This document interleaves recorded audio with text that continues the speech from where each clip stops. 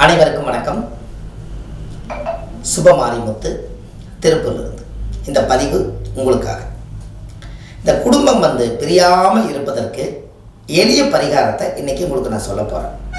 இது ரொம்ப முக்கியம் இல்லையா? உங்களுக்கு வாழ்க்கையில் நீங்கள் கொஞ்சம் தெரிஞ்சுக்கணும் அல்லவா? அதனால் உங்கள் வாழ்க்கையில் ஒரு பெரிய மாற்றத்தை ஏற்படுத்தி கொடுக்கும். இந்த குடும்பம் நல்லா தான் வாழ்ந்துட்டு இருப்பாங்க, ஏதோ ஒரு மனஸ்தாபத்தினால பிரிஞ்சுக்கலான்னு ஒரு முடிவு பண்ணுவாங்க. இதுக்கு நம்ம முதலே ஒரு தக்கா பண்ணி வைக்கணும் அல்லவா? அதற்கு நம்ம வம்சமாக தலைஞ்சு இந்த குடும்பம் பிரியாமல் இருக்கோம்னா ஆலமர விதை இருக்குது பாருங்க, ஆலமர விதை.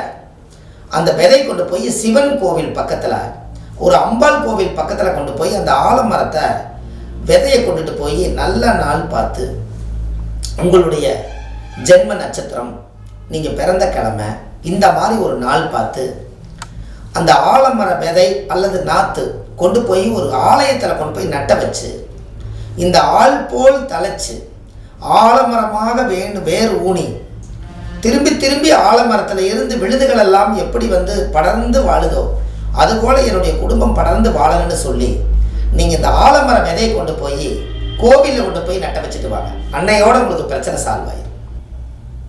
அப்போது கண்டிப்பாக உங்களுக்கு ஒரு மிகப்பெரிய மாற்றத்தை உருவாக்கி கொடுக்கும்.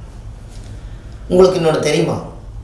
தாய்க்கு சும கொடுக்காத ஒரே மரம் என்ன மரம்னு உங்களுக்கு தெரியுமா? எல்லா மரங்களுமே தாய்க்கு சும கொடுக்கக்கூடிய மரம் தான். ஒரே ஒரு மரம் மட்டும்தான் தாய்க்கு சும கொடுக்காத மரம், ஆலமரம். ஏன் அப்படி?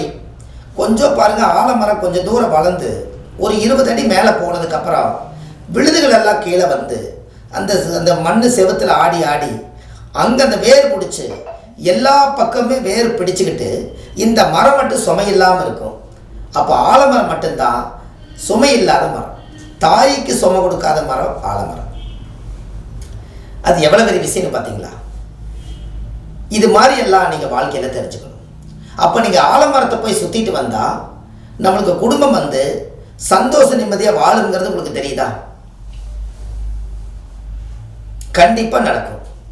நீங்களே இதை செஞ்சு பாருங்கள்.